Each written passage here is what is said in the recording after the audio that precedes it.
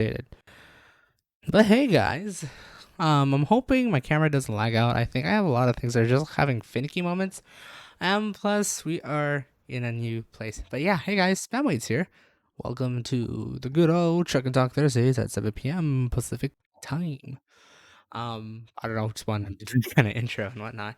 But yeah, welcome. It's been quite a bit, and apparently I went to Europe.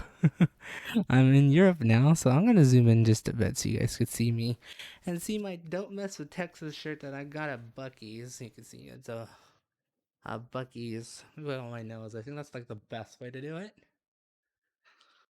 See, the Bucky's, the Beaver, a good old like now famous Texas chain of gas stations with the Beaver. But yeah, I thought of wearing this because that's where I was from. That's where I was at about a week ago. Finally got this shirt. Finally went to Bucky's. It was great. I was actually tempted to stream American Truck Simulator this week because I was going to talk about all of my trip. However, I'll wait. I rather start Europe as I said before. But I realized that I did not import my save data from Euro Truck Simulator for my past streams. I'll do that next week. So we're actually gonna just play new with lease contracts and whatnot. And also, thought it would be great to share. I thought I have. I thought I had. I bought all the expansions before leaving. For Texas. Also, this music is very loud. Hold on a second, guys. I just. I just gonna lower it on this end, but I'm gonna just blast on my end. It's fine. Like it's just blasting for whatever reason. Um, but I thought I bought all the expansion packs, like the Baltic Sea and whatnot, and like the north side. I apparently didn't. Oops. So hopefully, next week I will get all these packs. I thought I got it on the Steam Spring Sale, but I didn't. I'm hoping the Steam Summer Sale or Humble Bundle Sale or something will make it cheap so I can get it here real soon. But I do for next week when I'll have a guest. Hopefully, I'll have Dragon again. We will have my profile ready and then we can start driving. For now, we're just gonna go to Stockholm, Sweden, start from there, and then we'll see. I have yet to try out this wheel on. Um, yes, I know. In Euro Truck, so this is gonna be great. I have no options. Wow, that's a yellow S track. Um, that's wheel. I have this not. Can we get the accelerator? I don't think I have. I just have to move my. Um. Oh wait, that's that. Move that. There we go. Back accelerator. I don't have a clutch though. Look up down axis. That one. Yes, I am setting up stuff. Sorry guys if you guys can't hear me. I'm gonna move my mic a little bit closer now. And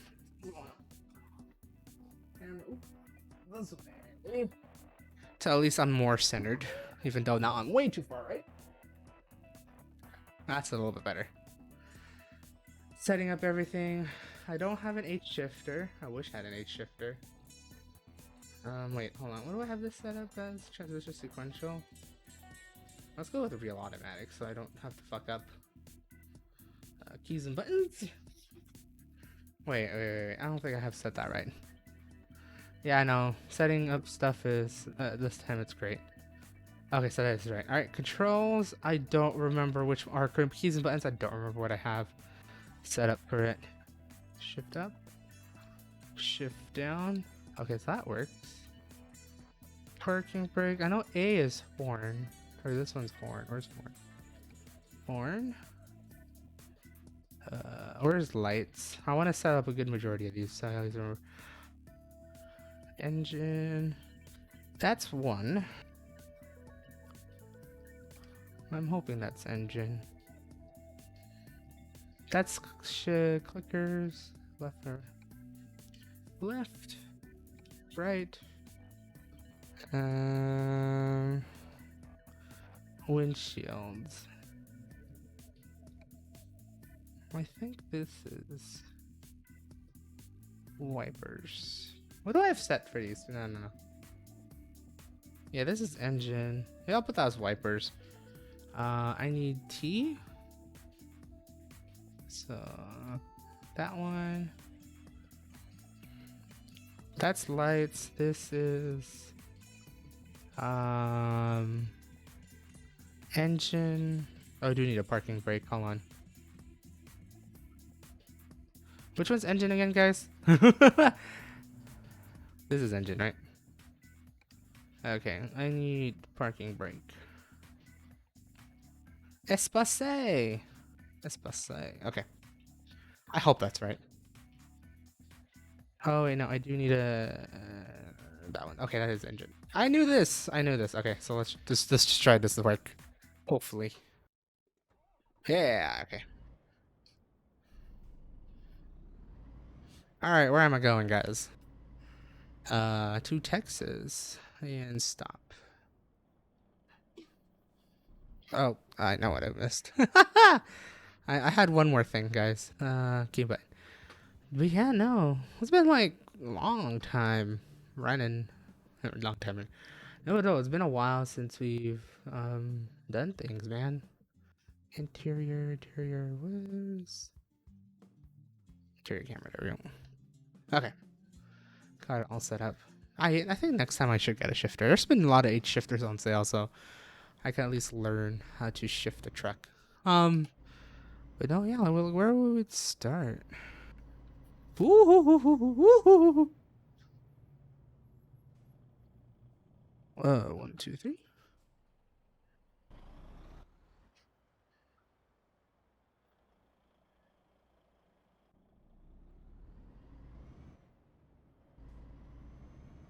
Oh wait, do I have a horn? No, I do have a horn. I have the wrong horn though. I need air horn. Keep forgetting I need to set up the air horn. Okay, I got everything, guys. I promise I got everything. Where's Horror of Air? That's that one. Okay. There we go. Okay, we should be good. You know, how's everyone been? I've been basically traveling this whole time. For the past 5 weeks. Hopefully you guys have followed me on YouTube. Unless if you guys are watching this on YouTube. I hate this, really? Okay. Thank you. I just want to drive. Man. Now I have to set this up again. Okay.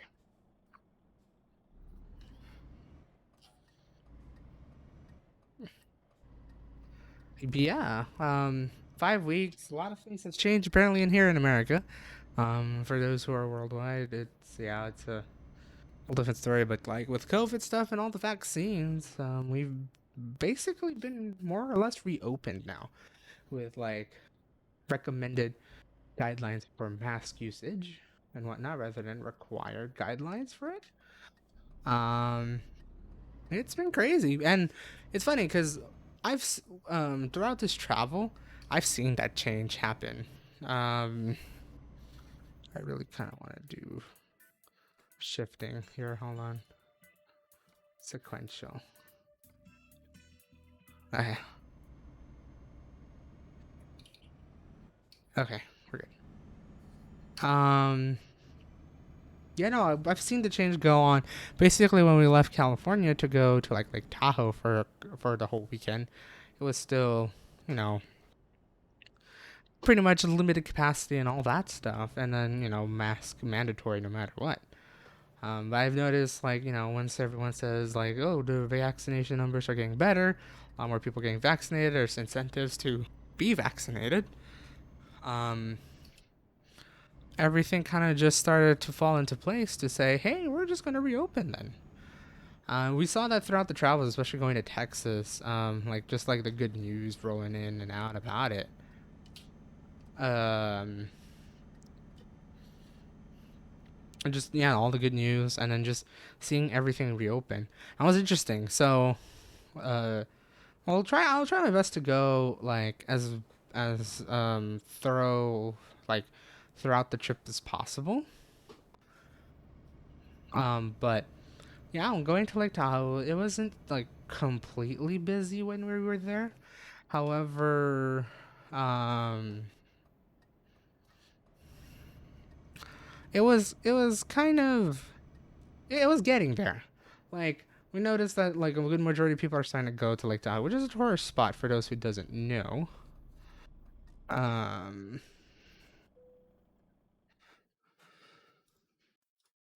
let's try.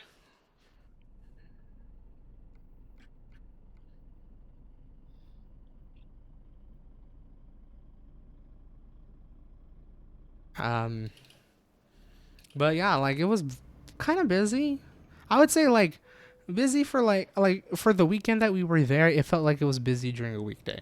Now, granted, it's been a very long time since I've been to Lake Tahoe, and I don't need you. I'm gonna do this myself. Um, I do need mirrors though. No, that's not mirrors. This was mirrors. There we go. Okay. But it was like it was like very like yeah I haven't been to like Tahoe in a while, but it's been like it was kind of busy. It was more busy than expected. Like sure, yeah, a lot of people, more people are getting vaccinated and whatnot. So it was a little bit of surprise to see it getting that busy actually. And I thought like it was the first week of May, and it's like sure, like a lot more people are starting to go out and whatnot. But there wasn't like I think both California and Nevada still had their restrictions in place pending on the location you're at. And so it wasn't like not expected to be like fully reopened and everything. And granted, the good majority of the people that were there still wearing masks, even though I'm hoping good majority of them, if not all of them, were vaccinated. Um, it was interesting to see just like quite a bit of people. Well, luckily, oh, and also actually, it's interesting. I don't know about the California side, but during that weekend in the Nevada side where we stayed at the casino resort, they said they were fully booked for the weekend. So that's quite interesting, but also a little bit not surprising. And more people starting to go out, especially during the spring and summer months, which makes sense.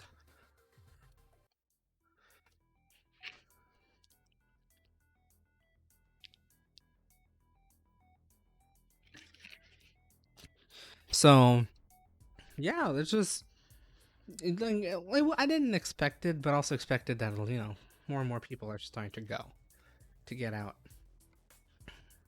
and visit places. I'm gonna take the longest job. Oh, okay, this is the longest job. Yeah, I'm gonna take this one. I want to drive a little bit.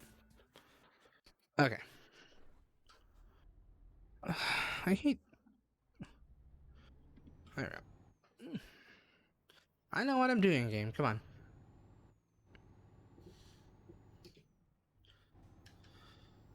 Oh, you know what I need to do though?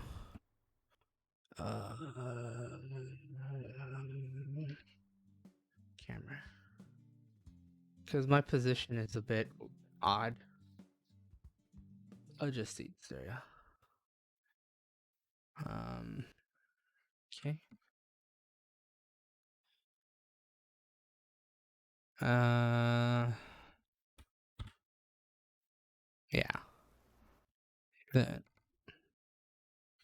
give myself extra space. There you go. This is fine. Okay. um, but yeah, like yeah, more people started coming. Like coming.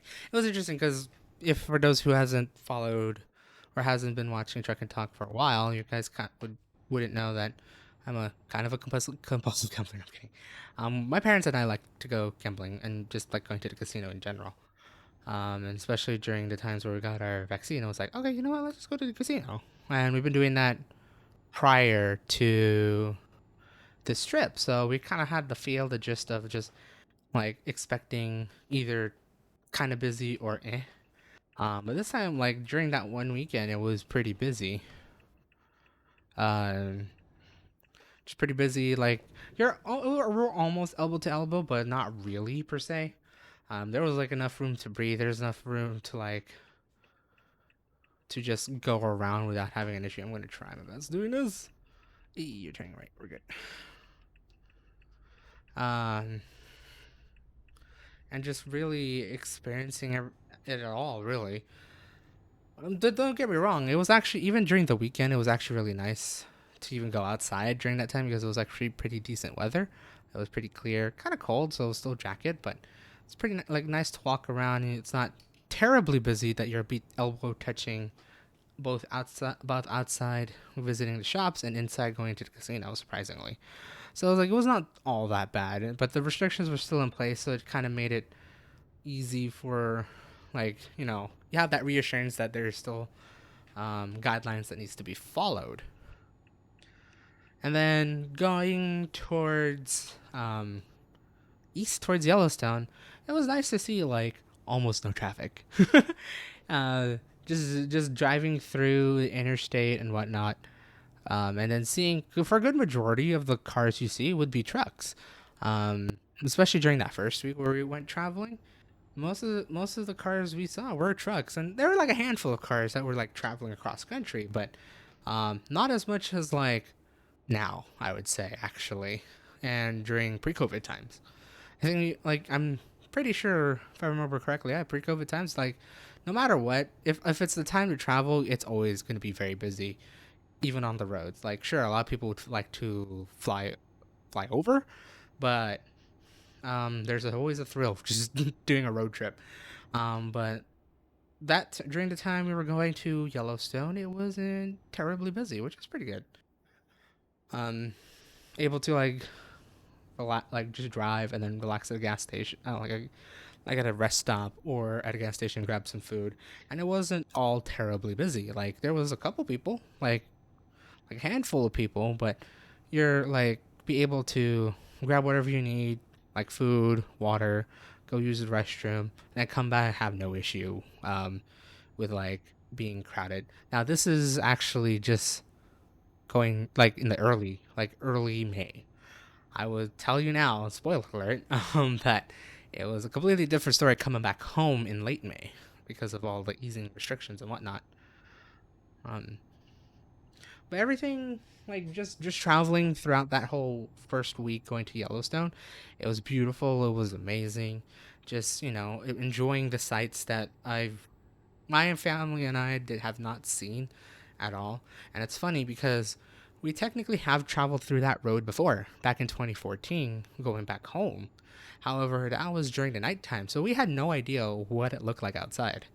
And traveling towards Interstate 80 eastward towards Utah and Idaho, it's all desert. It's very plain, white, maybe sandy or dusty desert. Um, and surprisingly, aside from like the first 30 miles, oh my god, my wheel is very sensitive. Aside from the first like 30 miles, like within Reno and then another 20, 30 miles after Reno, a good majority of I 80 is flat. Like you can just skedaddle your way through Nevada, no issues of like if you have enough power or anything like that to like get up mountains and whatnot. Because if you can make it past the 30 so miles after Reno, you're golden to just hit that maximum speed limit at 80 miles an hour. I did not know over there was 80 miles an hour, and oddly enough, it was reflected in American Truck Simulator. So I guess um, what American Truck Simulator had for the speed limit through 80 in Nevada was correct. I think they might have changed that after the trip, after the 2014 trip, because if I recall correctly, that was 75 before, because Utah had like if it was Utah and Wyoming had the 80 mile per hour speed limit during the time. Well, Nevada had 75, but they I guess increased it, and now 80 is like a really fast highway to just go through. um, Doing that was pretty fun. Really like just really enjoyed the scenery. If you guys haven't already, follow me on Instagram and see all the photos that I posted. You like a good majority of the photos pretty much explains the whole trip. It was gorgeous for the most part. until you get to Texas and whatnot, and then it'll get stormy. But just going through Nevada and then actually not going to Utah, I did not know that. Like for the whole time during the trip, before the trip, I thought we were gonna pass through Utah and Salt Lake City. However, I did not see where my mom booked a hotel for the night, and I thought, well, actually no, I did know, kind of. I thought she booked it in Idaho Falls, Idaho. Which, if you look at a map, it's technically, if you're coming from the west coast, so in California, you go straight through 80, keep going through 80 to Salt Lake City, and then you go up to 15 and you hit Idaho Falls. However, that wasn't the case. My mom chose Twin Falls, Idaho, which I did not know that was a thing. Oh, I think I might know. I have no air horn in this. Huh. That's parking brake. That's wipers. That's T. Okay. I need to find another key for things. That's enter. I think I need to change the enter key for cruise control. Yeah, my mom ended up booking Twin Falls, Idaho. So we didn't pass through Utah at all, but we passed through a nice couple funny town names throughout Nevada, such as Welcome Nevada and Jackpot Nevada, which, luckily enough, at Jackpot Nevada there is a casino. uh, we tried to visit for a bit, but we just decided just keep going. I thought there would be like some cool stuff over there, but no, we're just a couple casinos in the town in Nevada. But got to Twin Falls. Apparently, what we didn't know, or I think I didn't know, I don't know if my mom knew, that there were a couple of sites to see in Twin Falls, Idaho. And, good job, Twin Falls, for like, like really putting it out there to like make it a new tour spot, because I feel like it should be. If you haven't, if you're watching this on YouTube, go watch some of my travel vlogs, especially travel vlog 2 of Twin Falls, Idaho. It's a very, I've hopefully I made it informative enough to talk about Twin Falls, Idaho and promote it in a way, because it was quite pretty, and definitely not busy, because I don't think a lot of people know about Twin Falls, Idaho. So if you are on the way on the 84 or coming up from Jackpot, Nevada, and you're just going through like Yellowstone, or just, whichever way that way, feel free to visit Twin Falls for the night and then experience like a couple of the sightseeing places that are quite picturesque and very, what is it? Very secretive, I would say. Like, unless if you exit at Twin Falls, you wouldn't know it was there. And they had a pretty nice waterfall park in Shoshone Falls Park.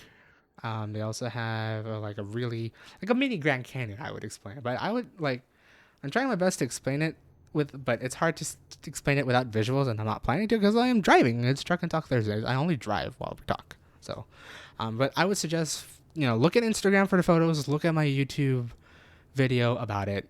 And hopefully if you're in America or somewhere in the Northwest, feel free to visit. Make it a day trip or a 1-2 day trip to Twin Falls. I'd say it's worth it to visit. And after visiting Twin Falls and Idaho itself, I kind of can't wait to visit more of Idaho. Looks like a very amazing place to visit, and I think it's a place that a lot of people will overlook it, because a lot of people say, like, you could visit this place in America to see these things. You could visit this place in America to see these things. Mainly would be like, for like Shoshone Falls or anything like water features like that, you'll go to Niagara.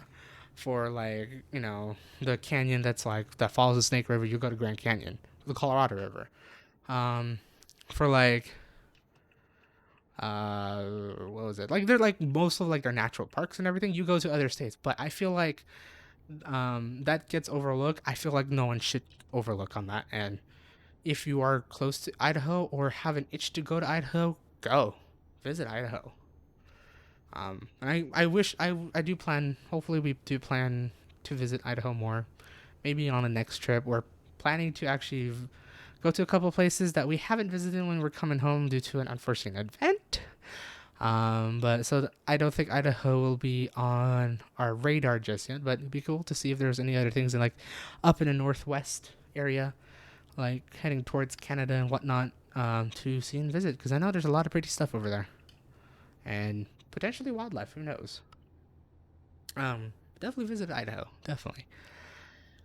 From there, we went to West Yellowstone, which okay. So I talk about like places overlooked. I know for the fact Yellowstone is a very popular destination, no matter if it was COVID or not, because it's like I think and I talked this to Dragon about it last night of like just the trip.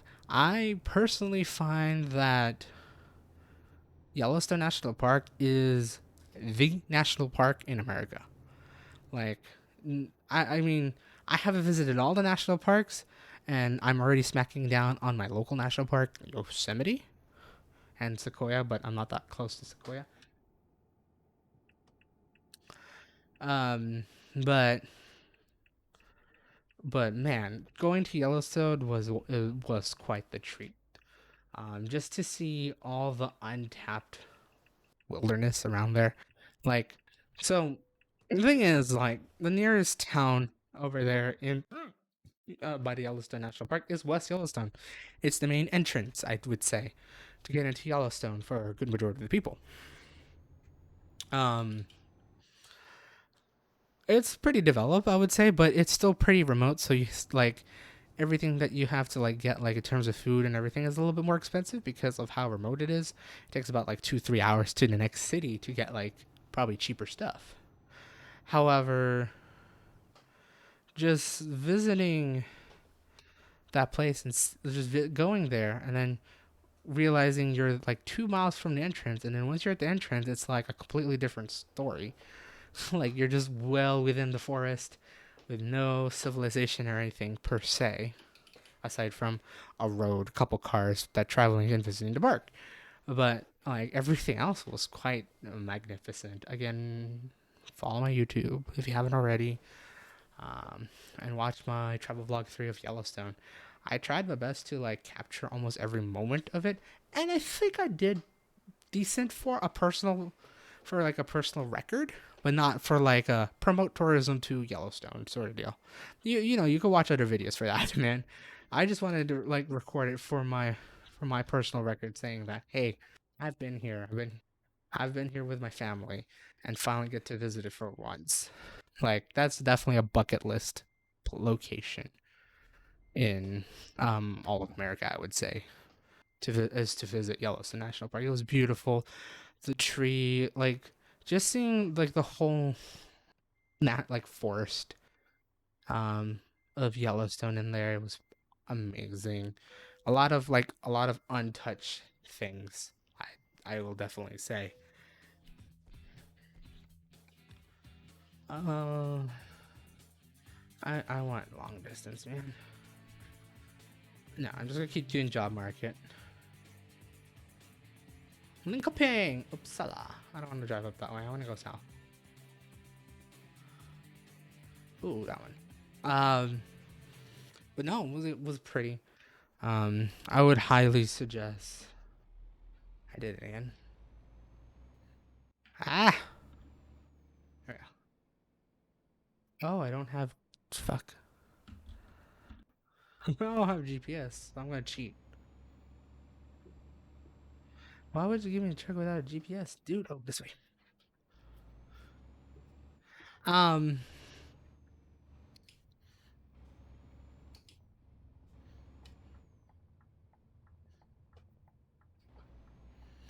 but no, like just seeing everything with the forest, the rivers, the mountains. I think some of them had a little bit of snow in them, so it's like it didn't look like full summer where it's dry, but it's like you could tell it's like the season is changing. It was really really awesome, as well as seeing some wildlife. I mean, I thought for Yellowstone, I think my mom did too. Like going to Yellowstone, you would see everywhere, left and right, all wildlife. It was kind of there, but for the most part, we saw buffalo and one wolf.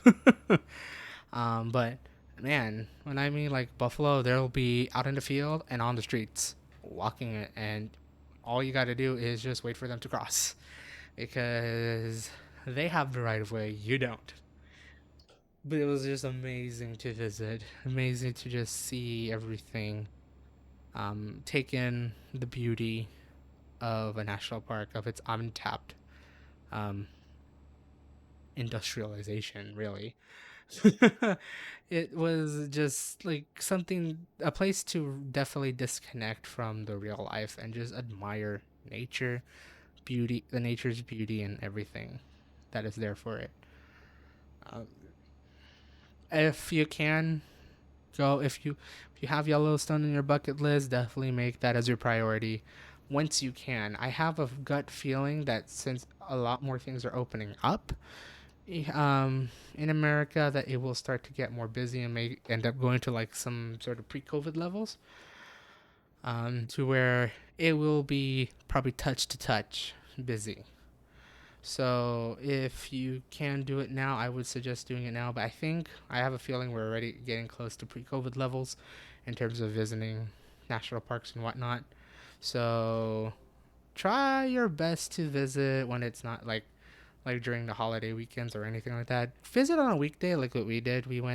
I we were there at Yellowstone between Wednesday and Friday, so that was like kind of getting close to the peak for the weekend. But it's not too bad to where you have to worry about um, lines and parking and whatnot. Definitely visit on a weekday if you can. And everything is just basically the same, I would say, unless if there's like a certain thing you wanted to see and it only shows up on that day or something like that. Then plan ahead as best as you can. But aside from all that, it's just go visit. Go visit. Hopefully, when it's not too busy, and just take in everything. You will gladly admire all of um, the scenery that you will see along the way. I'll say that definitely. I'm gonna go try and visit this little yard lot before I forget. Because on a rented truck, you need to visit these places as best with your best ability. Um, but yeah, go. I'm gonna just basically say go visit this place, but though definitely do if you can while you can, because it will be worth it. Woohoo! That was pretty close. Man, okay, so I got man trucks here. Awesome. I can at least buy a man truck. I'm just gonna do it. It's a yield sign, not a stop sign.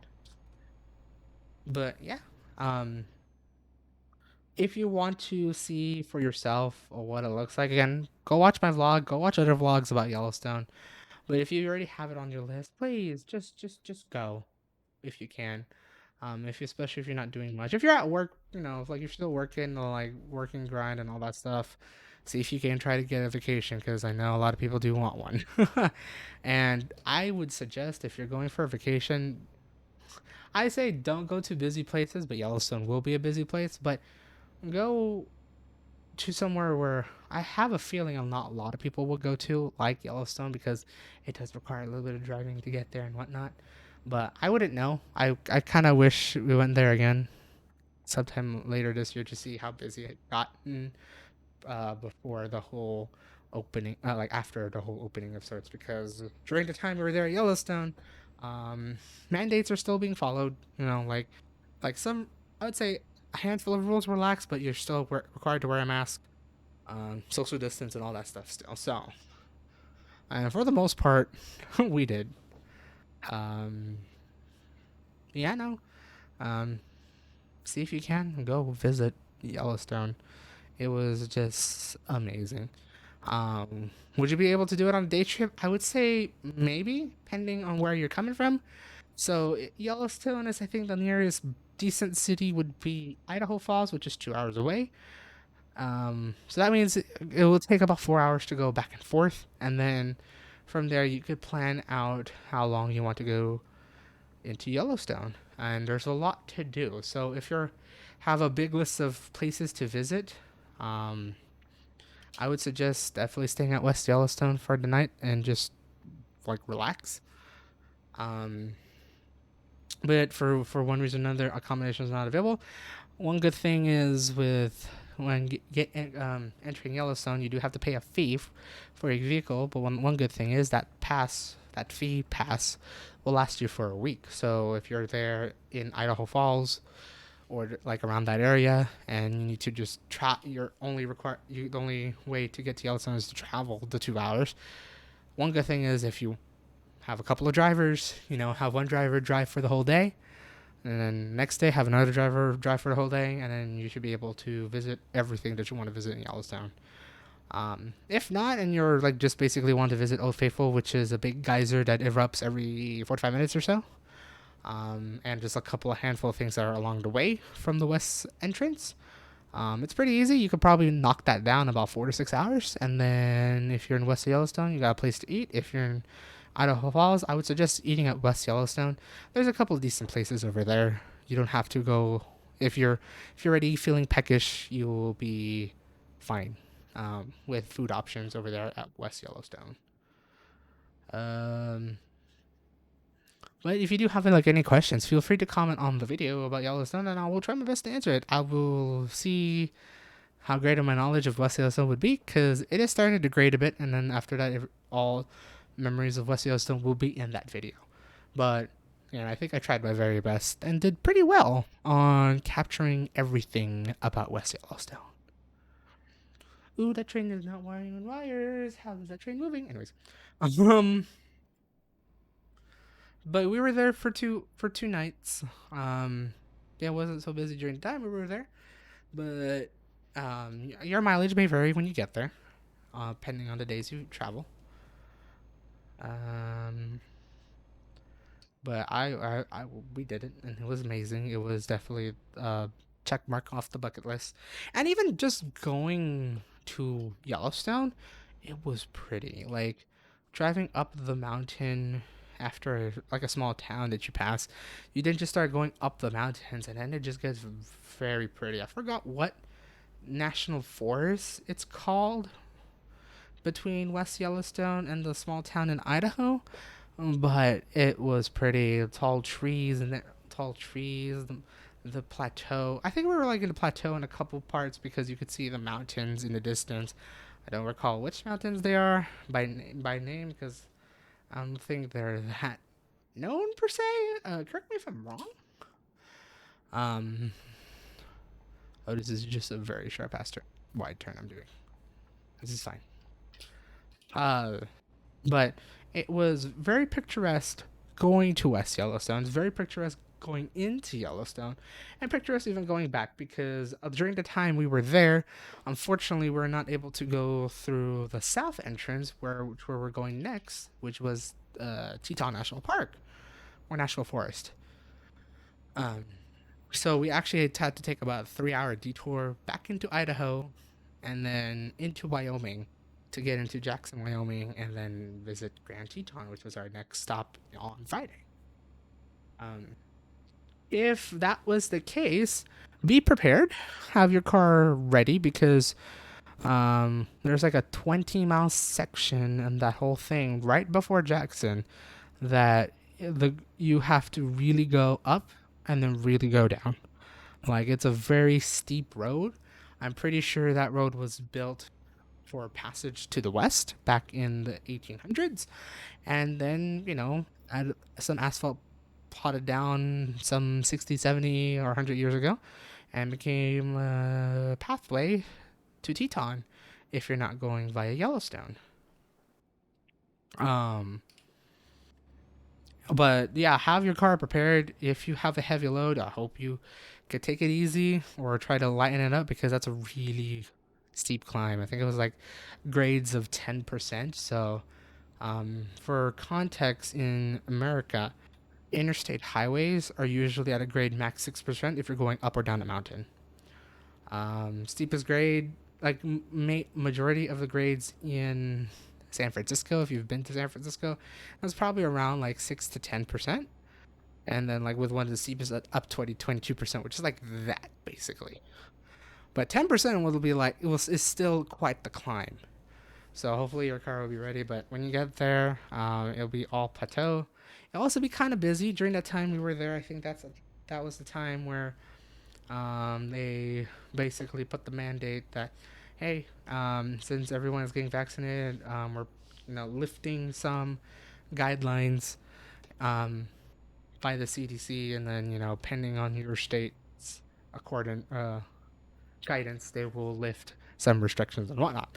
So during the time we got to Jackson, Wyoming, it got pretty busy. Granted, this was Friday night, so it was another Friday, and it's a semi-popular, I'd say pretty popular spot if you're visiting Teton and doing hikes, but also like if you're coming from either Yellowstone or just going to Yellowstone during the weekend and whatnot. That's a pretty popular spot to just sit back, relax, and enjoy comfort, basically. But before like settling in Jackson, actually, we booked a night in Jackson to just sleep so we could travel towards Texas after Jackson.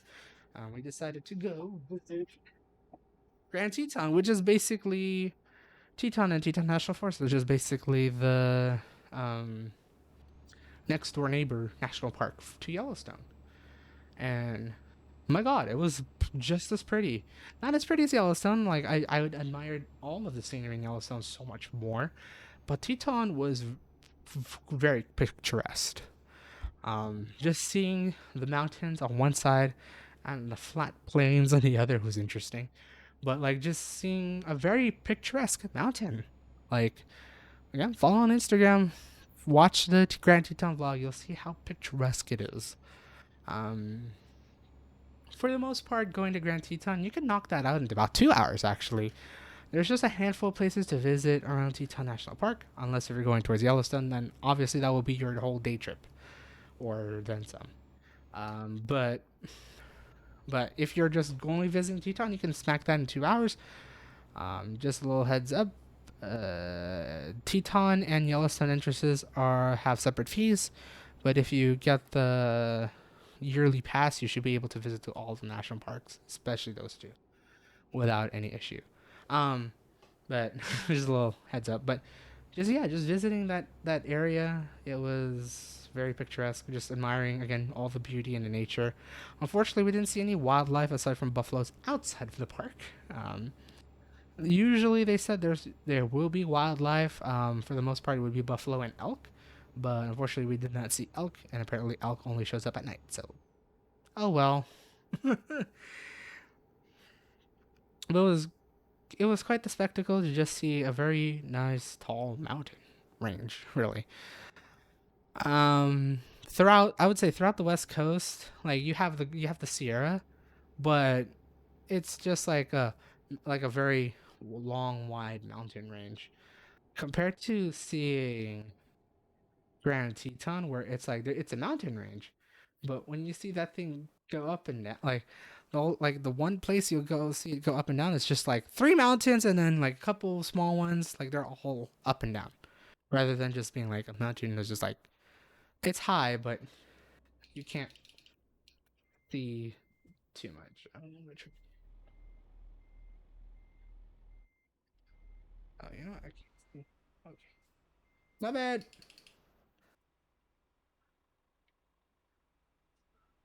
Um, come on, light.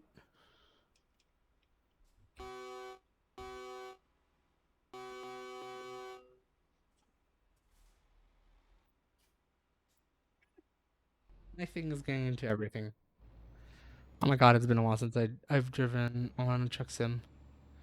Um, yeah, like yeah, it's kind of hard to explain. Again, it's hard to explain without visuals, so hopefully go watch the vlog. But it was like amazing to just again admire scenery once again. Coming from Yellowstone and then seeing Teton, it was just like sensory overload. I would say from my, but just admiring everything that you see, it's just great. It was amazing. But you can definitely smack Teton in about 2 hours if you're just there to take pictures. If you end up seeing wildlife and whatnot, maybe a little bit more. But for us, it took about 2 hours. You're in and out and done. Both fortunately and unfortunately. there is a lot of places to visit in Teton as well, but a good majority of it it's like copy paste. Not really copy paste, but like it's pretty much more or less the same unless I can't think of the other of any exceptions per se. We tried my mom and I tried our best to figure out if there, what other places to see in Teton, and there was only a handful of things. So, but if you're there to just take a whole bunch of pictures, and definitely for Teton, hike. Um, I should probably have said this in the vlog. I don't know if I did, but I felt like from the looks of it, Yellowstone is definitely a biking place, biking national park, where you could just bike around to all the places and be good. For Teton, it's a very good walking and hiking place because it's mainly flat unless if you're going to climb, if you're going to go around the mountains. So that would be a little bit more for your adventurous peoples out there. You can definitely hike there. You could just like park, and then apparently, in like some places, they actually do have signs saying like, here are some resting points where you can camp, and you can just camp in the park. like, like no issue whatsoever. I think. Correct me if I'm wrong, but like I saw signs was like, yeah, here's a couple campsites. If you end up just getting stuck there, just stay there for the night, and then once you're ready, you can hop around and come back, sort of deal. Um, but I found Teton to be the walking hiking national park, while um, Yellowstone is the very sightseeing national park, but also where you could pretty much bike around pretty easily, I'd say. Um, you could probably hike it, but it does have a little bit more hills and whatnot, and I find that, and it's like a really big area, so it would take a while to walk all around Yellowstone. So bike would be recommended. But with Teton, it's like, yeah, you could probably walk it in a whole day's worth to visit like a couple places and just admire everything around there. Um, if you see wildlife, good on you because my family and I didn't. Um, but it was just very picturesque. Visiting the lake and just seeing the mountainside, it was like, whoa, this looks really cool. It's very picturesque location, and yeah, it was another place to definitely disconnect. And if you're around that area, especially if you're in the Yellowstone area, I don't want to feel.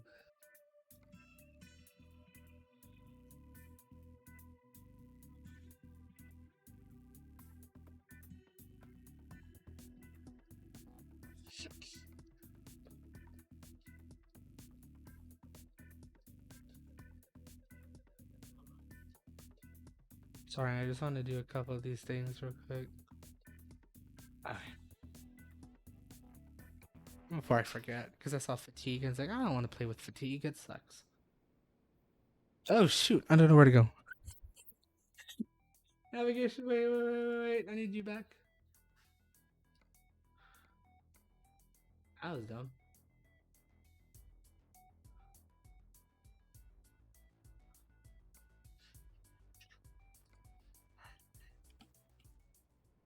Okay. Um, but yeah, you could definitely knock that in 2 hours. Admire all the scenery again, unless if you're planning to do some walking or hiking, then allow yourself some time. It's a good day trip, I would say. Um, to visit uh Teton, and then take another day to visit Yellowstone if you can. If you could get if this south entrance is open at least the time I'm doing this stream, but usually the south entrance will be closed in the winter, but will be open in the summer. During the time we were there, we were just too early to visit the park to where the south entrance was still closed. I think it opened about 2 weeks after leaving the park. So that be that. Well, it was quite amazing, but it wasn't busy at the park, thank God. But when you get into Jackson, Wyoming on a Friday night, it was quite busy.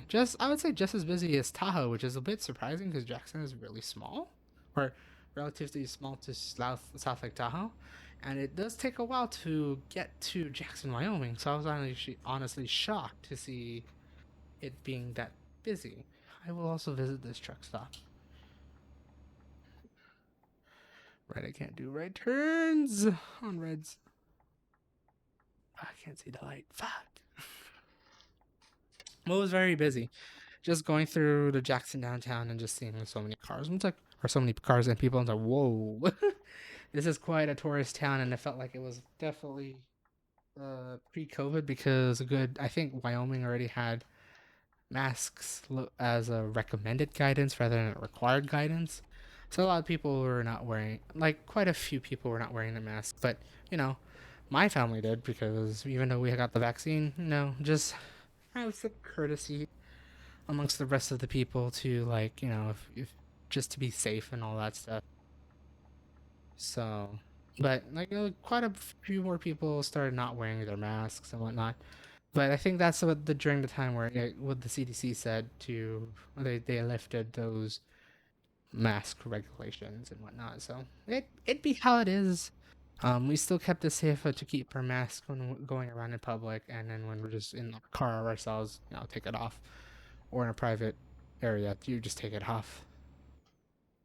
Um, and then, luckily enough, um, going when we got to Jackson, it was still kind of sunny, but it was starting to get cloudy, and that's because there was a like a storm coming in from the northwest, and they're just traveling all the way east. And it was definitely going to hit Yellowstone, and I think Yellowstone did get some snow. It was pretty cold too. But Jackson, Wyoming was also targeted for a chance of snow by the time we were going to leave, so that sucked. But thank God it didn't. However, it did damper our plans to visit a couple of the other locations that I need to visit. One of which was Black Hawk, Colorado, which is an hour west of Denver. I'm gonna just do it. Okay, good. Which was an hour west of Denver, and at Black Hawk, as I said before, my family and I love going to the casino and gamble. Black Hawk has an old west vibe, um, but also has a whole bunch of casinos. So much, in fact, that there is, how my mom points it out in that location, is 100, what was it? 100 casinos and one Starbucks.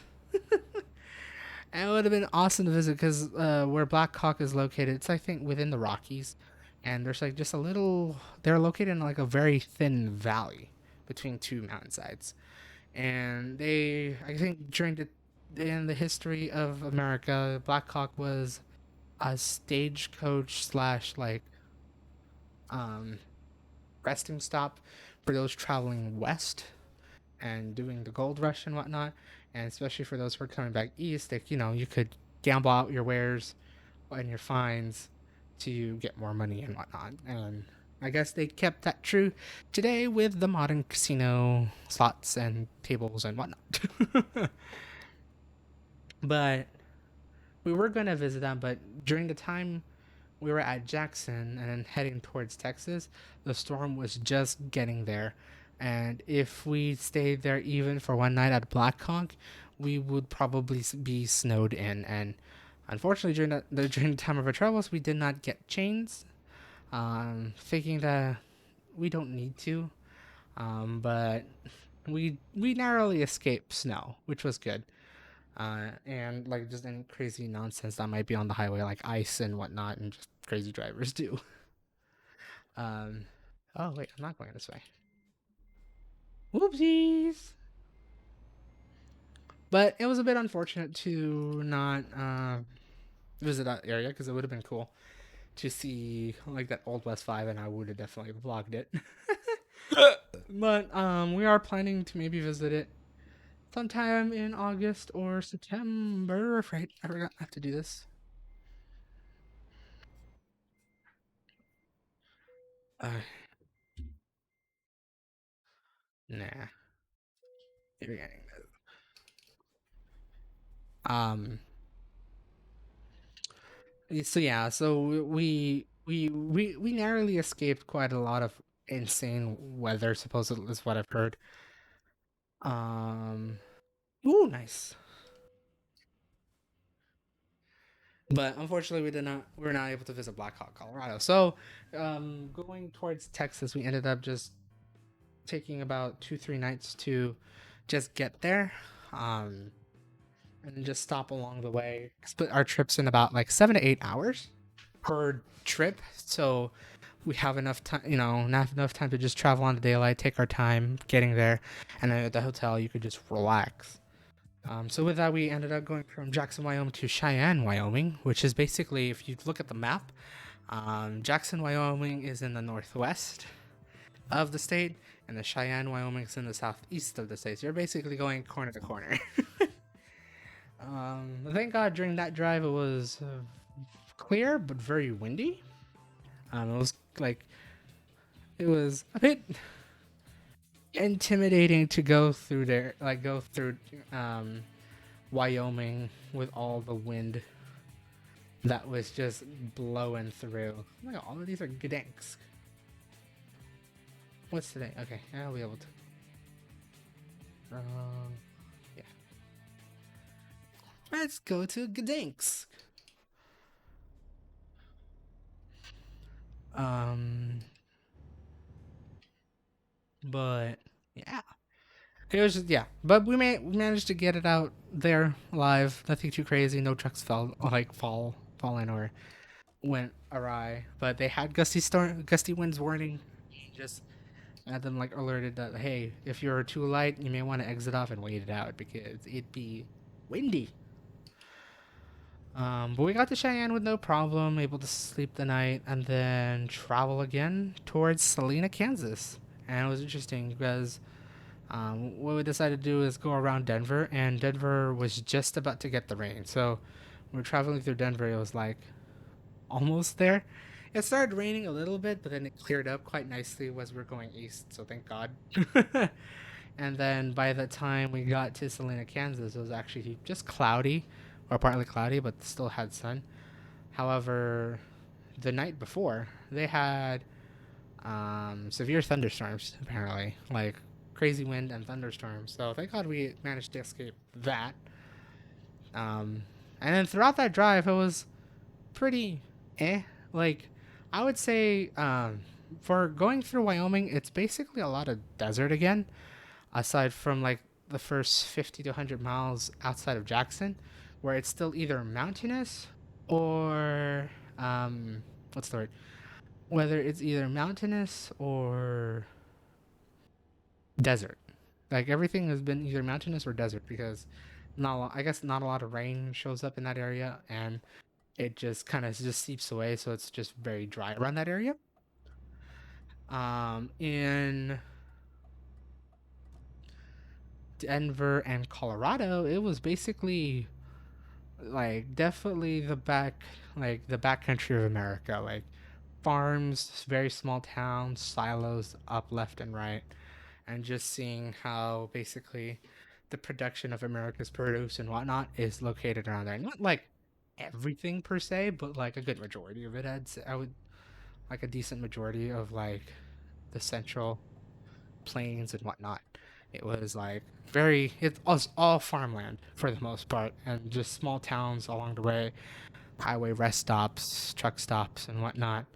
It was it was the quintessential America, I would say, to where it's just open fields, but like very, very open fields, where you may not see a big city hundreds of miles away. Like basically during the travel through Colorado and Kansas, the only big city we passed was Denver, Colorado, which was within the first 1 to 2 hours of the trip. The next 6 to 7 hours was just farms until you get to Salina, which was a moderate sized city, around like 60 to 70,000, I think, or maybe like 50, I don't know. But it was a decent sized city. Um, but throughout that throughout just traveling 70 east all the way to Salina from Denver and Cheyenne, it's all farms, very America, very like it's the plains, definitely the Midwest plains right there. And it was relatively flat too. Like it wasn't like there was like some hills along the way when you're traveling on 70 east, but for the most part it was flat. Um, then from there, from Salina, Kansas, we headed straight for what is basically the biggest casino in the world in Oklahoma. For those who want to know, it's called WinStar World Resort Casino Hotel, I think. And when they mean the biggest casino in the world, they really meant it.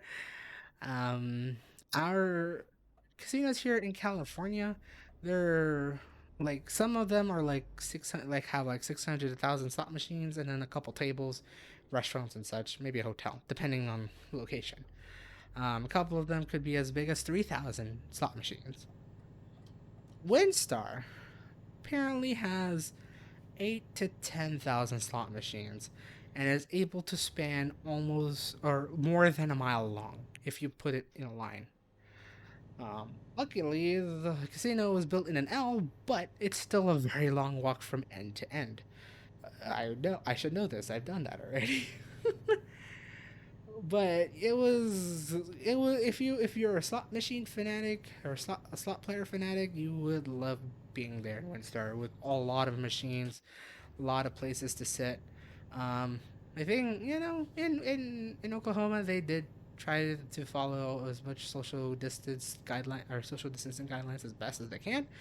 However, they did allow to open all their machines up during that time because it was starting to get lax. But they did provide some sort of protection and whatnot. So, trade offs, but it works out. And luckily, when we were there, which was Tuesday and Wednesday, if I remember correctly, it wasn't terribly busy. Um, but there was some traffic in there because a good majority of the people who were gambling were coming from the neighboring state of Texas and probably living in Dallas Fort Worth because from the looks of the map, it's only about an hour and a half away from Dallas Fort Worth to the casino. So, and Dallas Fort Worth Metroplex is like about 2-3 million people, maybe more than that. Correct me if I'm wrong. I'm just basing on my guesses. So, biggest casino with a big city right next to it. Yeah, sounds about right. Seems legit. But yeah, it was quite the amazement to just see so many machines at just one location and just be able to pick and choose a machine and just sit in it, and not worry about your machine getting taken away because there's a whole bunch of other machines around everywhere else. So it's quite a fun, spectacular moment to be there.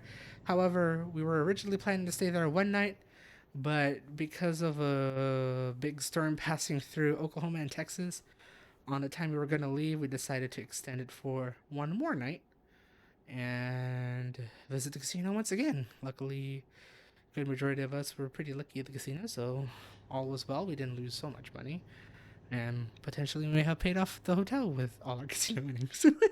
I would say that. That's all I'm gonna say. Um, but it was quite the visit.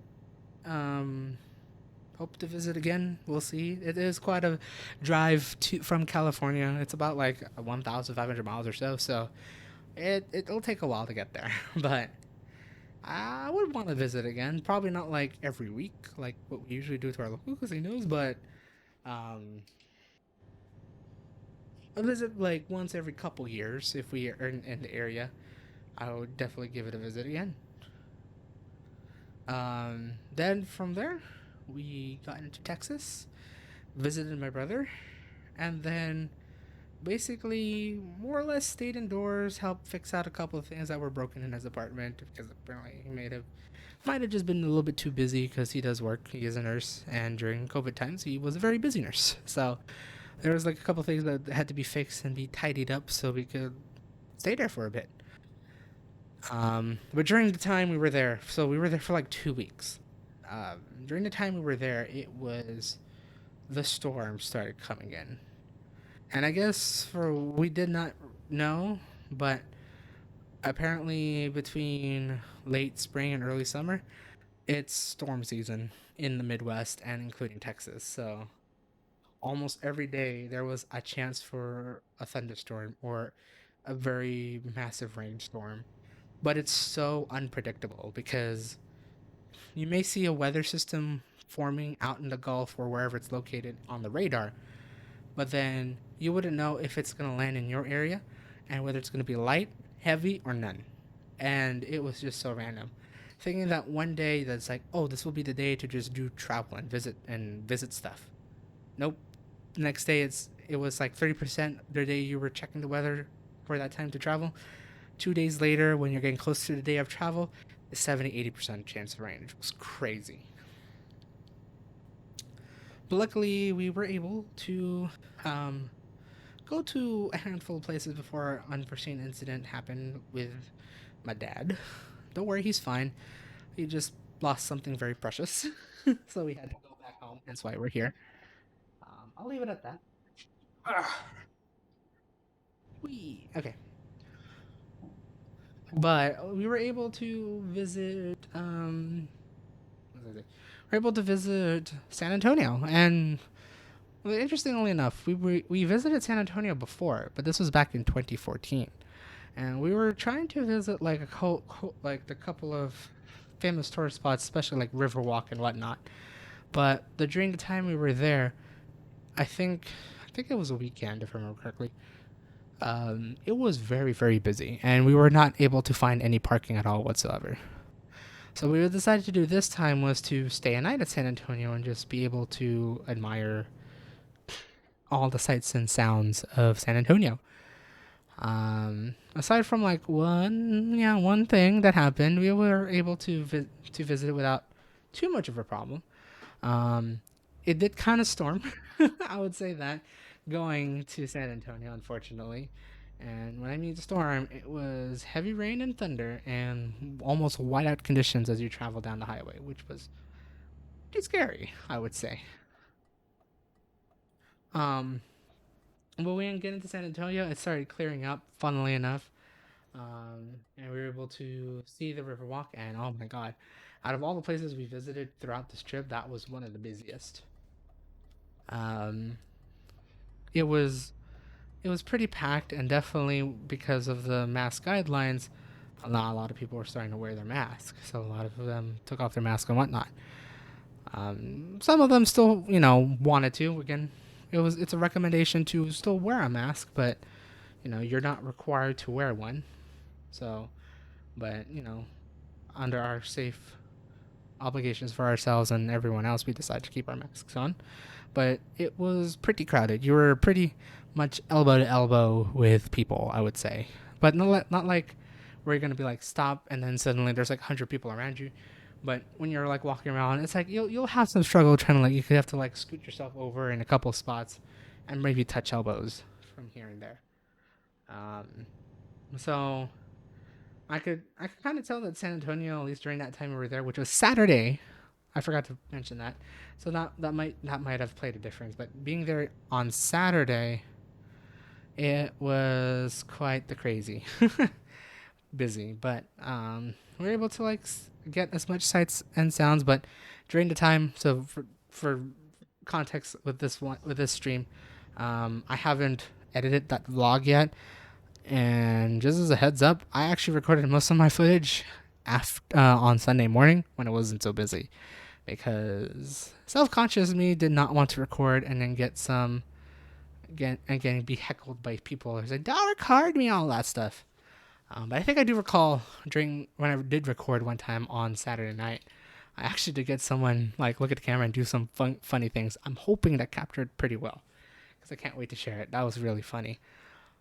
But I just ended up recording the next day on Sunday morning to capture like the Riverwalk, which I didn't do that well because I didn't go downstairs. I should have done it. Oops.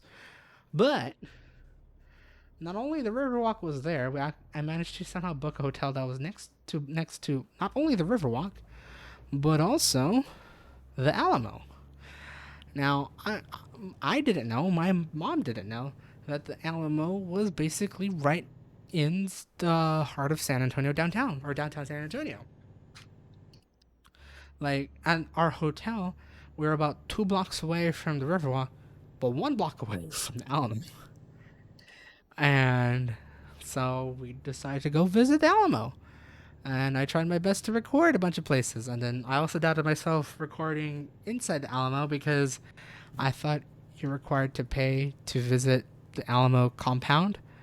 But you don't have to. You can pay or wait to get a ticket to visit the church that is the basically the main building of the Alamo. I thought we were required to play to just go inside the compound. You don't have to. Just as a heads up. So for those who are in San Antonio going to visit the Alamo, um, you don't have to. Oh, I don't have any of my keys set up properly. Properly. There we go. I'm gonna also change it to cruise control because I like my cruise control, man. Okay.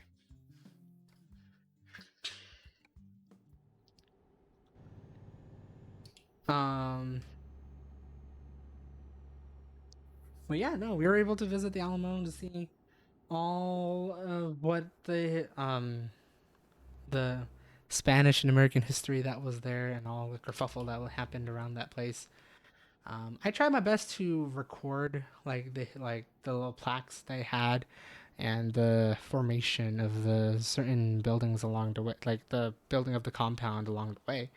I don't think I did my best because there was quite a lot of people that were like looking at those things. So I tried to be not too awkward and just like scoot away. I tried my best to record, but yeah, there was a lot of people and self-conscious me didn't want to disturb them. Um, but yeah, no, the Alamo was literally there, and it was interesting because if you're for those who have traveled through I-35 South and probably going to San Antonio, you end up seeing the sign for San Antonio and the Alamo. And my mom and I thought the Alamo was in a completely different area, like an hour or two away outside of San Antonio or something like that. But no, the Alamo was legit just right there in downtown San Antonio. Oh, wait, where am I going? Fuck. I went the wrong way. I can't believe. I'm just so terrified you wouldn't see. Oh. Um. Yeah, yeah. The Alamo was just right there in heart of downtown San Antonio. I took pictures. Again, follow on Instagram. Hopefully, I'll have that vlog out by next week. Uh, oops, that was the wrong key.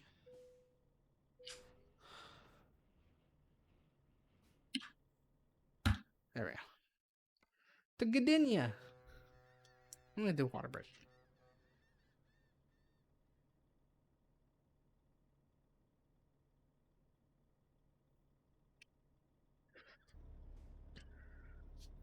Um, yeah. So expect the vlog hopefully by next week. I'm gonna try to edit it as best as I can, and basically that's gonna be all of Texas for us because due to the unforeseen event with my dad losing something as well as crazy weather, we decided to just head home on Wednesday.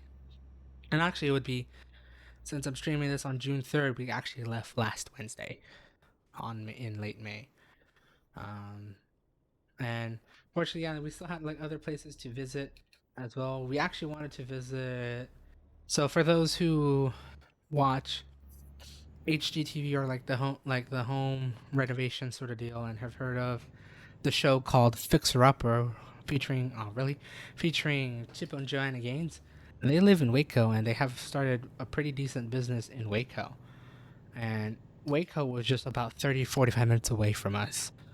Unfortunately, wet because of weather and just some craziness and unforeseen events, we weren't able to visit it. But hopefully, the next time we go to Texas, don't know if we're gonna go this year, but maybe next year, we'll be able to go to Waco and visit other places. So for those who are in Texas, if you have any recommendations around Central Texas between Dallas and San Antonio, maybe Houston as well, feel free to comment. It'd be great to know so I can pass it on to my familias and then be able to recommend some places that we can visit next time. But at least within Texas, I tried my very best to try a couple things. And I was able to try two things. One was Whataburger once again, and I am slowly missing Whataburger now after having it about 3 times in 1 week. I did get sick of it at one point, but then I'm now starting to miss Whataburger. And I mean, it's a Texas only chain. Um, it has some pretty decent burgers, and a lot of people like to go to it. So there's that. Well, I actually guess three things: Whataburger, HEB, or how my parents like to call it, Heb, which is a Texas only grocery store, which I think is pretty well known, I think. And my God, for people in Texas who have an HEB nearby, I envy you. You guys have a really good supermarket over there. That's a really good supermarket, chain supermarket. It definitely beats out like Safeway, um, and a couple of like the regional ones like Rayleigh's, Save Mart, and all like that in our area. You guys have like a really decent. I see decent pastries, decent deli. I didn't know some of them have sushi counters that actually makes a whole variety of sushi and a lot of sushi. A tortilla, like a tortilla corner, where you can get some fresh tortillas, which is like what? And you could get fresh tortilla chips, which is crazy. And then just abundant amount of like Texan things, such as like Texas like rubs, sauces, and produce. And obviously, that makes sense. But like showing that a lot of things are made in Texas. It's really cool to go to HEB for that. Um, so I envy you for those who are live close to an HEB. I envy your grocery store. That's a really good grocery store. Um, so I visited that, and then what I feel like is getting more and more popular as of late, Buc-ee's. Luckily, where we live, there was one just about 6 minutes away, and I told my parents that before we leave Texas, I want to visit this place, and I know there's one here, so let's go before we start going westbound. And so we went, and oh my God, all the YouTube videos says for Buc-ee's is true. It big. It'd be very, very big. Um, for a gas station store to be as big as a supermarket, I am shocked, surprised that there are so many things, and an amount of things that are very Texas. I would say made in Texas, or made for Texas, or I mean even this picture it says "Don't mess with Texas." Like, my God, if there's I don't know if I'm speaking out the truth here, but if there's nothing more to show Texas pride, it'd be Buc-ee's showing that Texas pride. Um, but like just seeing all the merch, all the food you guys have there in Buc-ee's, it was like whoa, very like sensory overload once again, but for Texan things basically. And I never thought I would say this, but I remember going into Buc-ee's and then getting out of Buc-ee's and then be able to spend around 150 to almost $200 buying merch, food, and whatnot. I mean, granted, it was not only I that bought some merch and food; it was also my parents. So we all ended up getting some stuff there. A lot of Texan memorabilia, and for me, Buc-ee's memorabilia. Because look at that beaver! Finally got something, and I can finally respect the Buc-ee's for being one hell of a good gas station, and definitely has a really good convenience store. Granted, I need to go back to the Northeast and visit all the good convenience stores there, like Wawa, Rudders, and all that stuff. So hopefully one day. But right now, Buc-ee's is pretty top on my list for being a good gas station, convenience store. Can't say grocery stores because they don't serve fresh grocery. So, um, but yeah, so those were the things I visited in Texas.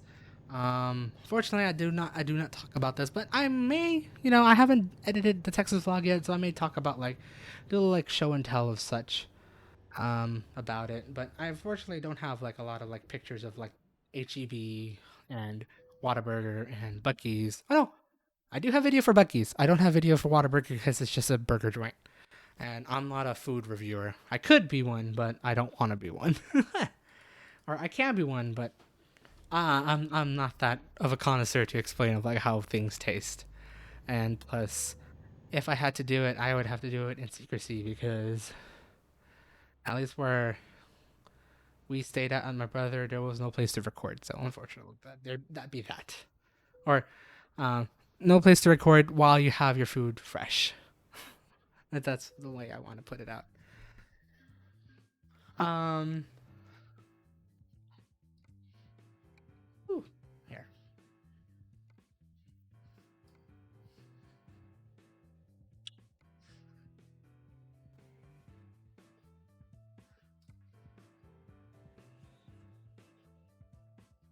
I don't want to go Sweden. Let's just keep going south. I think this will be probably my last trip. I think I'll be able to speak out the rest of this whole thing here. Um,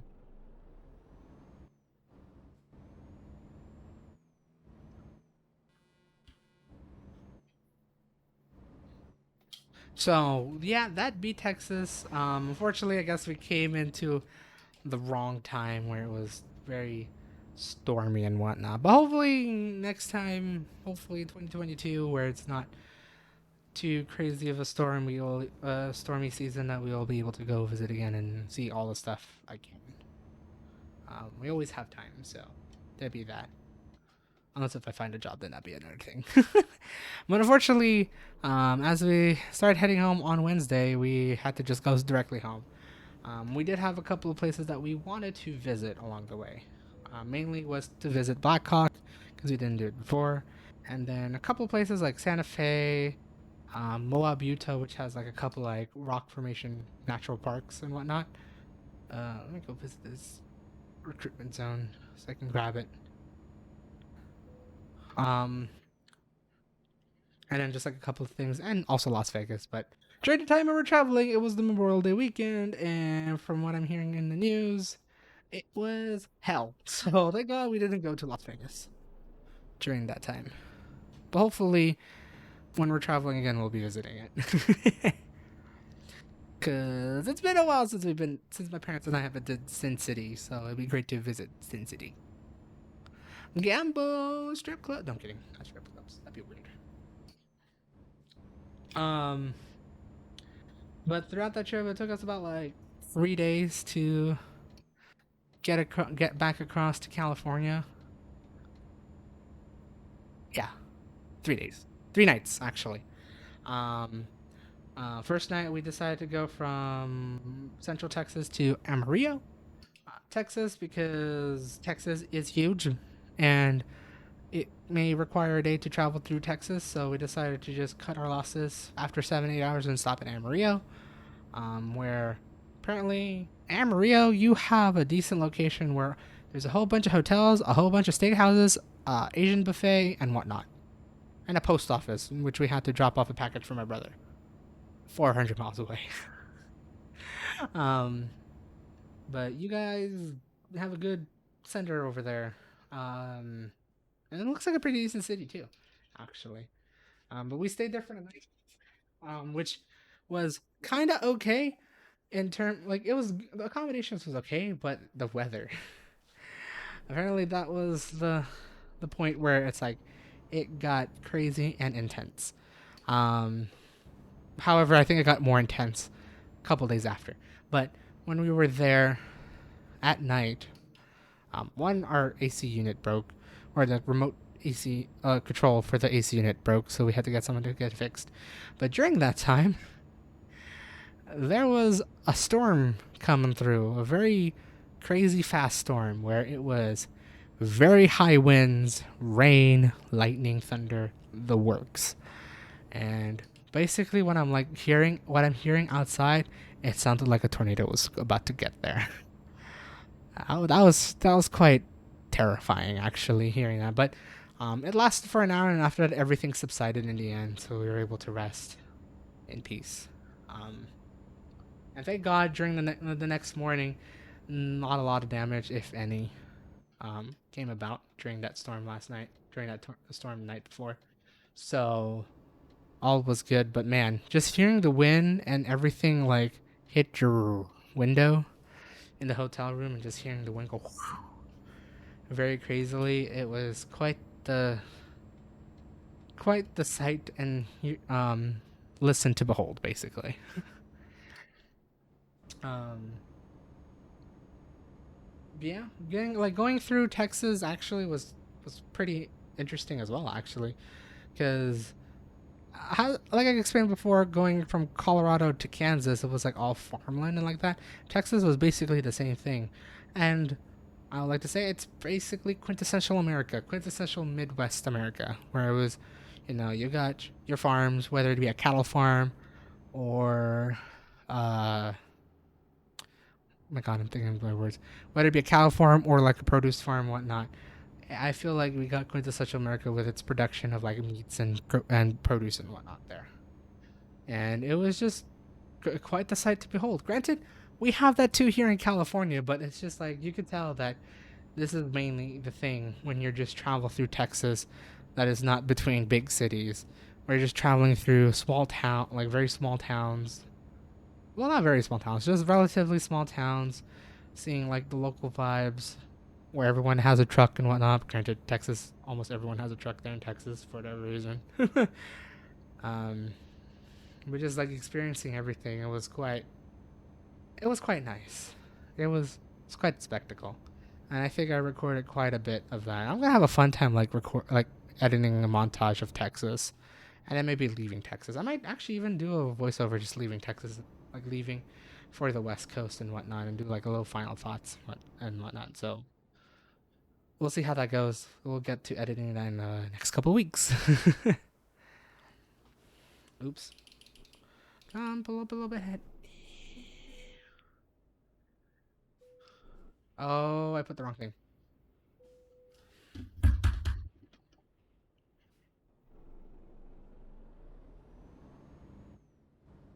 Um, but yeah, like just Texas, it was amazing just to just travel through.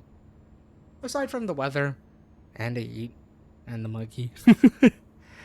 But going from the next day from Amarillo, we decided to take our next stop at Flagstaff. And my God, that was actually a really long trip. So on Google Maps, it says it was going to take about like 7 to 8 hours. However, that doesn't include the 2 hour time difference you travel throughout that whole thing. Going from Amarillo to Flagstaff is 700 miles, which technically takes about 8 to 9 hours. However, on Google Maps, it said it was like 6 to 7, so thinking, oh, you can make it. But then, like, going through that trip and then going through New Mexico, I was thinking, it's like, why is it taking so goddamn long to travel through this state? And then when you get to Arizona, you still got to travel like another 150, 200 miles before you hit Flagstaff. And thinking, why does it take so long to travel? It was because while Google Maps says it's 6 to 7 hours, they technically mean about 8 to 9 because distance is always the same. The time change is different. In Texas, it's Central Time. New Mexico is Mountain Time. Arizona during daylights is Pacific Time. Yeah, that was stupid. um, but yeah, that took like quite a while. But I could tell as we were traveling westbound, and I definitely did capture this part. But traveling westbound, you could see the stark changes from farmland to um, farmland to desert. Also, hi Dragon, welcome. I'm just talking about going home from Texas. But yeah, I'm still here. I'm gonna be probably done with it after this load. I think that's gonna be. I'm almost done with this, explaining this whole trip in a sense. But yeah, like as you travel westward, granted, I did get this feeling going eastward, where it slowly transitions from desert mountain high plains to farmland. Going westbound, yeah, it's obviously the opposite. Like the opposite, you go from green luscious farmland to desert or the high plains desert, and like it was definitely a gradual change. The change you can definitely see it in Texas actually. By the time you get towards like West Texas, it gets a little bit more desert, desert high plains, uh, compared to like central Texas where it was like all green. So like in a good what 300, 200, 300 miles, you'll see the change going west. And then definitely the next day from Amarillo towards Flagstaff, it was basically all desert. Now, what I could not remember specifically was if it was mountainous or not, and it kind of was, but in quite a few places actually. Um, for New Mexico, it's I don't think when you enter New Mexico from Texas, it's actually basic. It's more or less flat. But when you start getting towards Albuquerque and then leaving Albuquerque, it gets very mountainous very quickly. To where it's like, you just gotta take your time going up and down, up and down, up and down, all sort of deal. Um, but yeah, that like just because of all the mountainous and then all the driving, while Google Maps said it's about 7 hours, it's technically about 8 to 9 hours because of time change, and that's just what you gotta be ready for because, um, oops, uh, like it will catch you definitely, and it's interesting to just like leave around 9:30 a.m. Central Time, and then come into Arizona by about like 5. Did I miss? Okay, there we go. And so technically, if saying that, I would say technically we left at 10 from Texas, leaving at 10 and coming at 5. That's about 7 hours, but the trip definitely took about 9 hours because of the time change.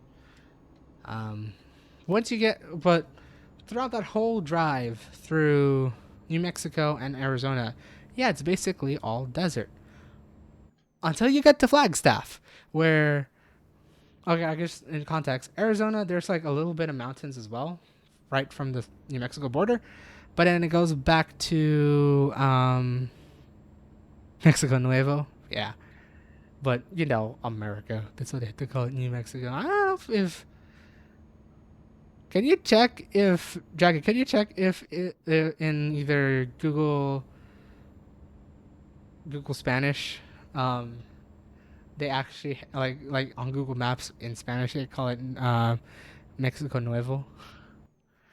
It'd be cool to know. Um, but going through Arizona, it was just like semi-mountainous for like the good 50 miles getting out of New Mexico, but then after that it's flat desert until you get to Flagstaff where it goes mountainous again. And in Flagstaff, apparently it's like one of the only places that it does stay a little bit cool, like temperature wise. um, throughout like going through the whole Arizona desert, it was basically 80 to 90 degrees Fahrenheit. When you get to Flagstaff, it's a nice balmy 70, and then it goes down to like the 40s at night, which is pretty chilly. Um, sure. Okay, cool. Um, so you know, you may not experience it in the summer if you're traveling through Flagstaff to be a little bit cold, but be prepared, especially during spring and fall, to have a jacket. While the rest of Arizona might be dealing with the heat, Flagstaff may be balmy and cool, so be prepared. uh, nah, Spain Google says New Mexico too. Ah, okay, gotcha. Um,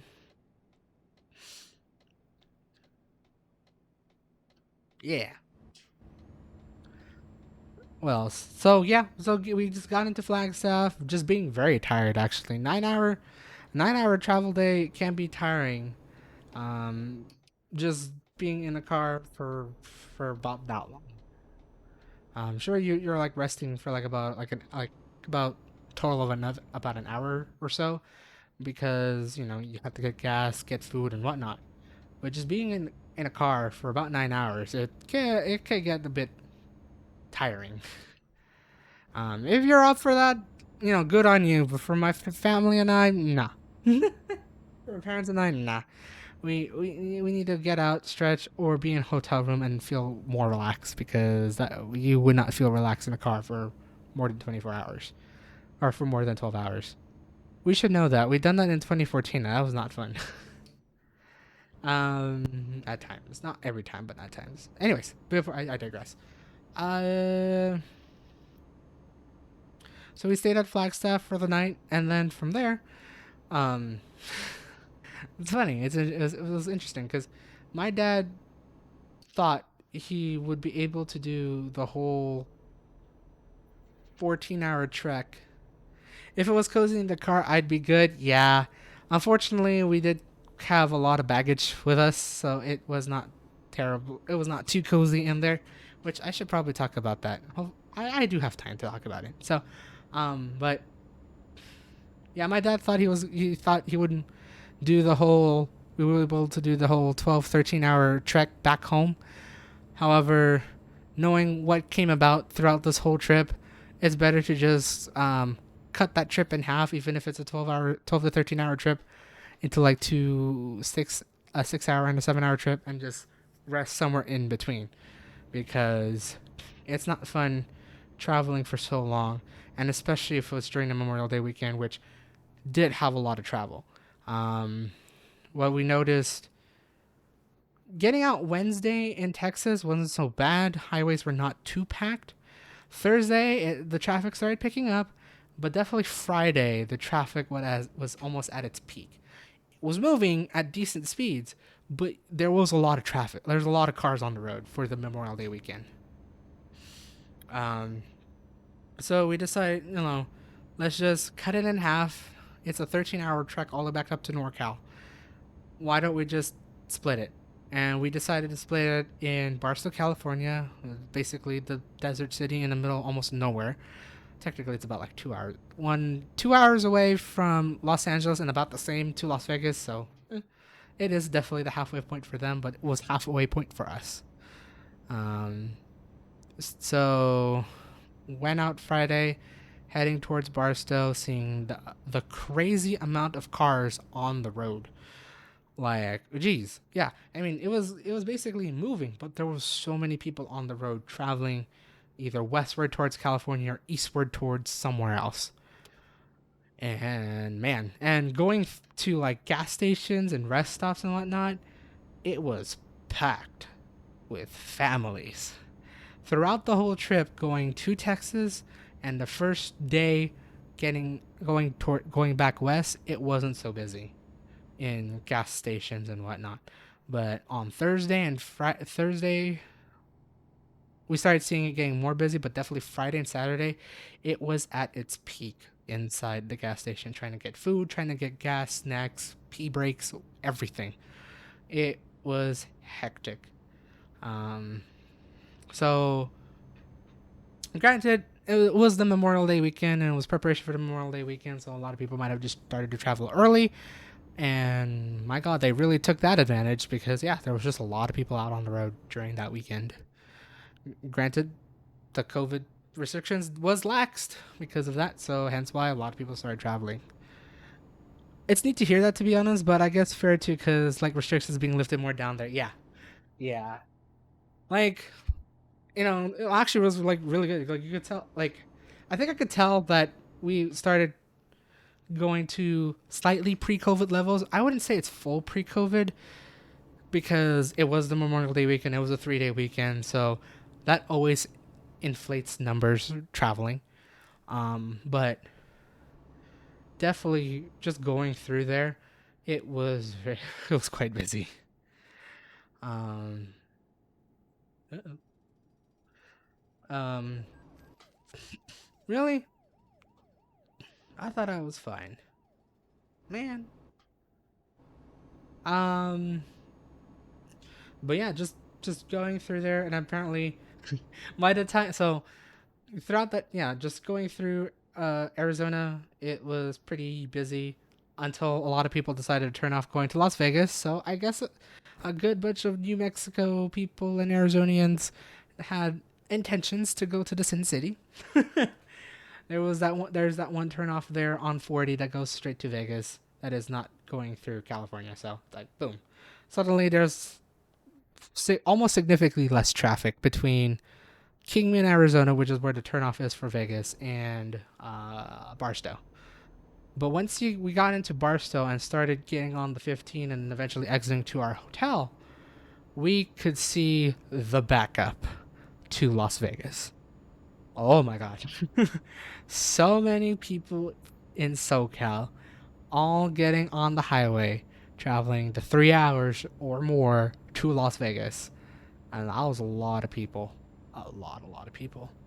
Um, for knowing how that route goes on 15, it was a 4 lane highway into Barstow that goes down to two, and then from there, I think it was bumper to bumper for a good majority of it.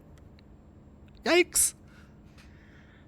Thank God we were going westbound, so we were all good. Going westbound, it wasn't so bad because who wants to go to Los Angeles during the Memorial Day weekend? I guess if you're from Las Vegas and want to go to the beach, that may that might be the place you want to go to. But the traffic wasn't as busy going west compared to going east in some places. But we got to Barstow, relaxed there for a night. Apparently, the hotel I chose was next to Outlet Mall, so we decided to go shopping once again.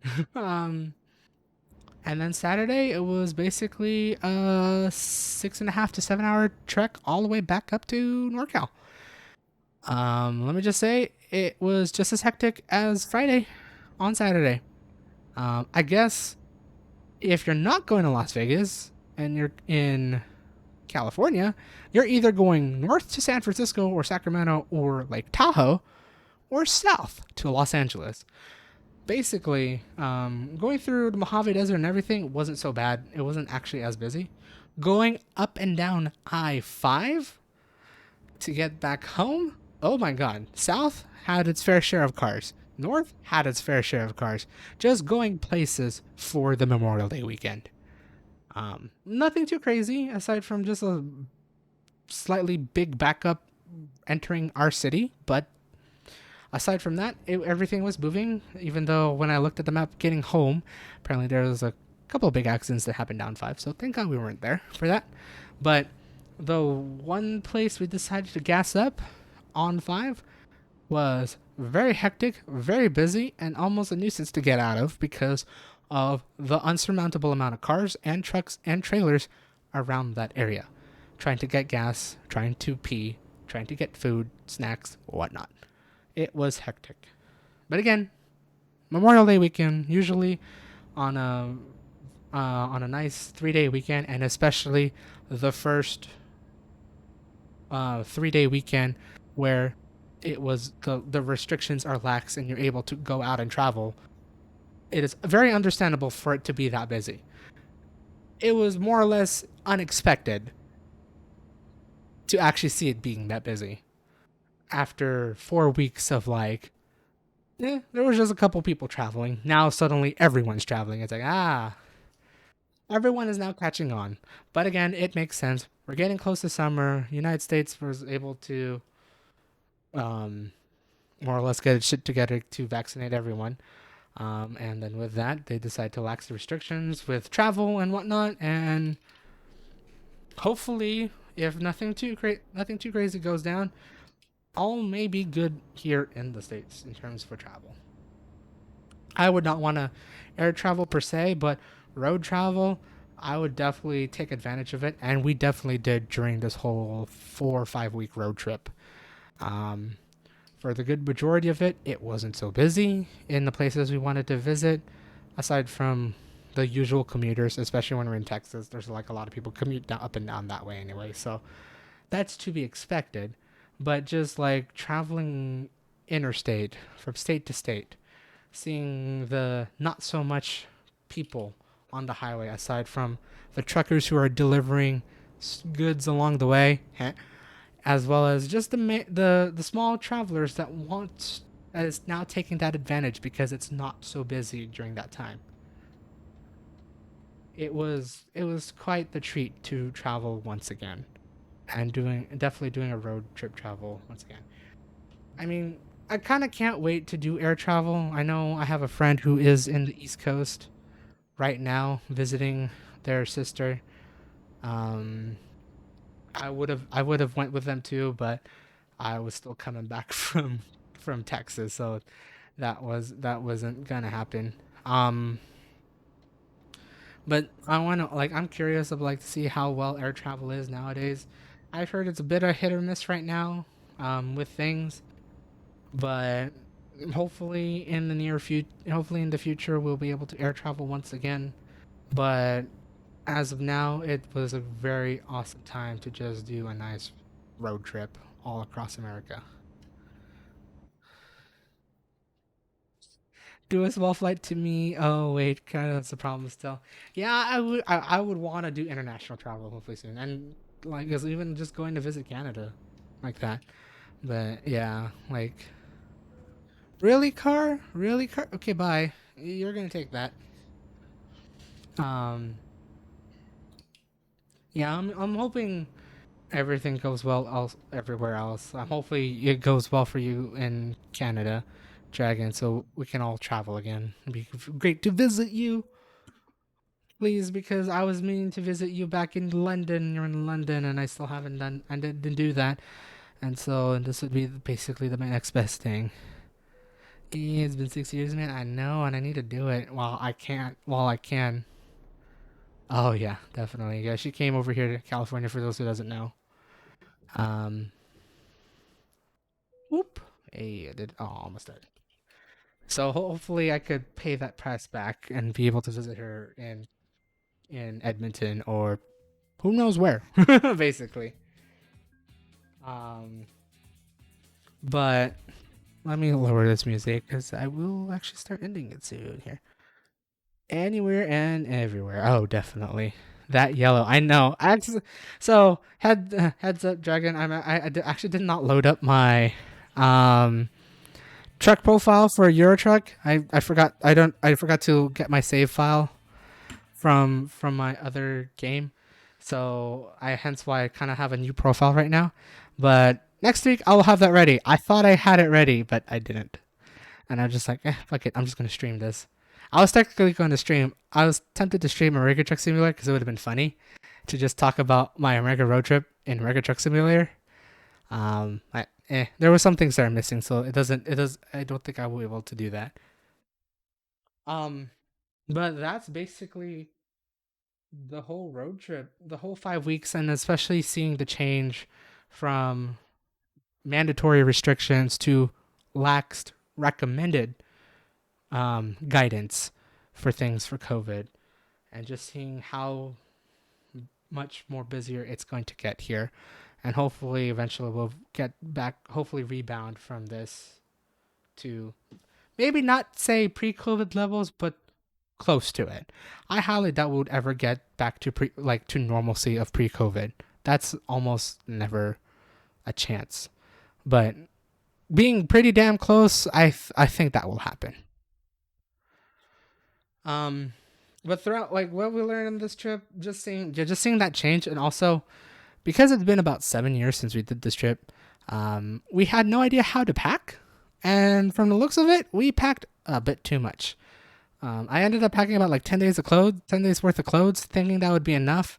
Granted, we were supposed to do this trip and then stay in Texas for like about a month, but again, unfortunate circumstances happened where we had to go after 2 weeks. But learning from that, I'm not packing 10 days of clothes again. I'm most likely going to be packing like no more than a week because you don't need that much clothes. And if you do lack clothes, go to Walmart, go somewhere, buy new clothes. There's a shop there somewhere. Unless if you're in the middle of bumfuck nowhere.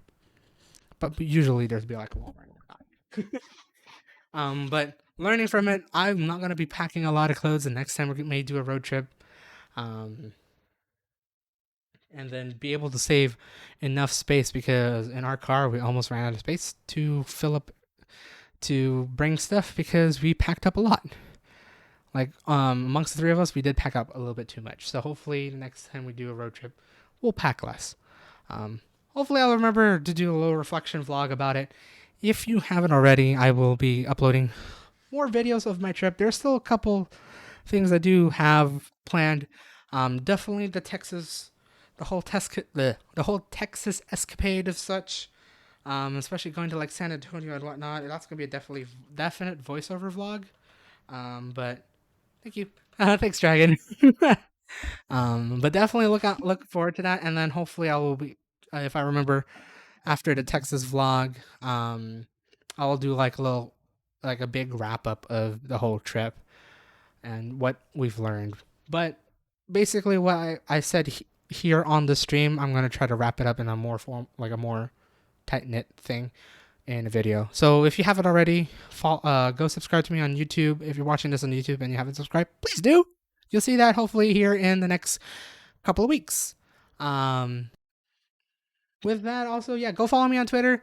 Um, I'll be updating when I'll be streaming now because I'm back at home, and then hopefully, potentially, there may be another travel time again in a couple months. We don't know. But I usually stay updated there on Twitter if there's any changes for streaming or whatnot. So do go follow me on Twitter and Instagram if you want to see all the pictures that I've taken throughout the whole road trip. They're all on Instagram. I tried my very best to take a picture of every state we passed through. Anything that's very scenic, worthy, or crazy, or awesome, it's all there. You could see my whole road trip in pictures there on Instagram right now. Just follow me on Instagram. And hopefully, by the time I'll be able to upload all the videos on YouTube. But in any case, thank you guys for coming out to Chuck and Talk Thursdays. It's been a while. Again, I've got my ticket to Europe, so I'm in Europe now. Hopefully, I'll be requesting my save profile, so I will have my company back up again here in Europe. And then hopefully in the next coming weeks, I do plan on just, as we do Truck and Talk Thursday, I'll be traveling across new maps, such as, let me load it up here real quick because I haven't got it up. I do plan on unlocking the east side. I think this is the Baltic Sea. Correct me if I'm wrong. The Baltic, as well as down here as well. I haven't done it yet because I thought I got the expansions, but I will be getting that expansions hopefully soon. So the rest of the year, I'll be streaming Euro Truck Simulator 2 and having guests talking about shit and whatnot. Will be here. In any case, I hope you guys have a great day or night or wherever the heck you are. I'll see you guys next time. Whether it be on Monday for maybe Minecraft Monday, I'm going to have to talk to AJ about that one, or we'll see whatever I stream. Or for more Truck and Talk Thursdays next Thursday. This is Spam Waits. I paused because I was like, wait, I already said good night or blah, blah, blah. Anyways. You have a good night. I'll see you guys next time. This is Spam Waits. Where's my... Oh my god, it's been a while. No, it doesn't work. This is a great end stream. See ya. Oh, man. See ya. Bye. And I saw a dragon thing. Have a great night. You have a great night too. Ooh. Oh, my thing never synced up. That might be why. Wait, no. Bye.